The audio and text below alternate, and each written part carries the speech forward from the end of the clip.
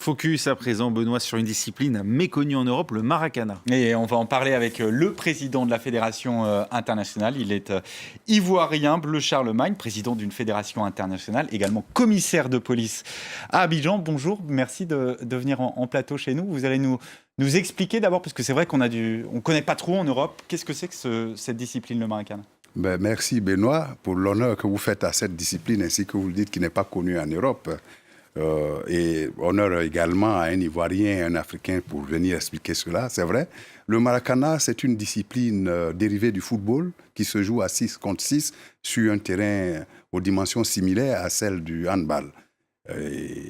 Il a été donc baptisé Maracana parce que justement, dans les années 70, il plaisait aux fondateurs de la Côte d'Ivoire moderne, donc Feu Félix Houphouët-Boigny, d'emmener les étudiants, donc les meilleurs, dans des destinations de choix pour leurs vacances. Et c'est comme ça que nos aînés se sont retrouvés à Rio de Janeiro, où ils ont découvert le stade mythique donc, du Maracana. Et dans les favelas d'à côté, ils ont aussi découvert que la même discipline qu'ils pratiquaient à Trècheville, à Mans, à Yopougon, se trouvait également à Et c'est drôle Rio. parce qu'il n'y avait pas de connexion entre... Ils ne savaient pas qu'en Afrique, on jouait au Maracana et qu'un océan plus loin, oui. De l'autre côté de l'Atlantique, Voilà. on y jouait également. Exactement. Il n'y avait aucune connexion. Ils l'ont découvert. Et quand ils sont revenus pour faire la différence entre ceux qui n'ont pas eu la chance d'aller à Rio à l'époque, ils ont dit, bon, nous, on baptise cette discipline-là le Maracana, le petit terrain sur lequel ils jouaient. Ils ont baptisé ça le Maracana. Et tous les soirs, allons au Maracana, les étudiants.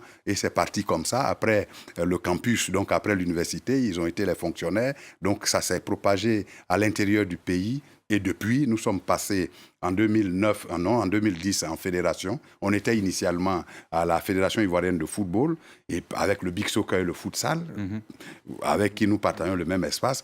Et puis, il a plu à la FIFA de nous désapparenter, parce que justement, chez nous, il n'y a pas de gardien de but. Et depuis, c'est la particularité, il n'y a pas de gardien.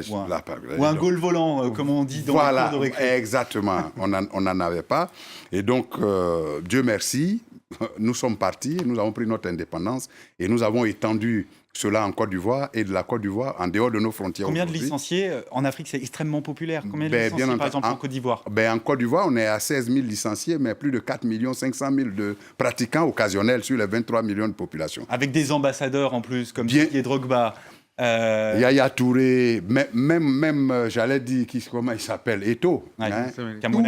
Tous les professionnels africains sont passés par le Maracana. Ils sont allés au football et c'est le Maracana qui va les accueillir au soir de leur carrière professionnelle. Donc c'est tous des virtuels ambassadeurs. On attend juste de formaliser cela. Avec une devise, CAF, convivialité, fraternité, amitié, ça a une signification évidemment très particulière en Côte d'Ivoire. Oui, bien entendu. La convivialité, la fraternité, l'amitié a une signification particulière en Côte d'Ivoire. Vous le savez, nous sortons d'une crise assez difficile que vous avez dû suivre de bout en bout. Je retrouve ici un des narrateurs de cette crise, un des témoins de cette crise avec beaucoup de plaisir parce que c'est devenu un souvenir.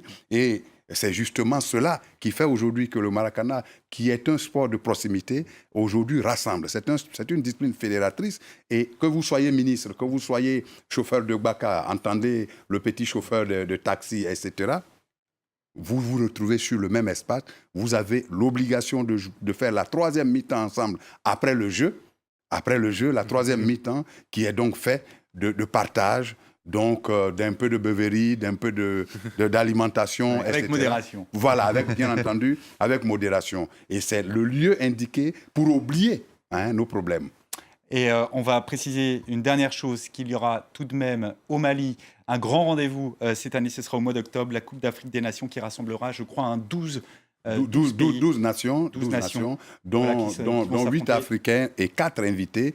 Et ce sera donc 24 équipes nationales, donc 2 équipes nationales par pays, dans les catégories seniors et vétérans, du 16 au 23 octobre prochain au Mali. Nous venons de nous accorder avec les autres pays. Nous allons donc leur envoyer, parce qu'initialement, c'était du 4 au 11 septembre et ça a été décalé. Alors, merci pour l'honneur que vous nous faites de nous rendez-vous recevoir est pris. ici. Ce que je voudrais surtout ajouter, c'est que le Maracana s'étend bien, même en France aujourd'hui. Nous sommes en train de bâtir une fédération. Et on suivra. Voilà. Et on suivra tout ça. Merci Exactement. d'avoir été sur notre plateau Bleu Charlemagne. On vous souhaite évidemment le meilleur pour l'organisation de cette Coupe d'Afrique des Nations. Vous serez également au jeu de la francophonie, je crois. Bien entendu, on sera au jeu de la francophonie. Merci Bleu Charlemagne, merci Benoît.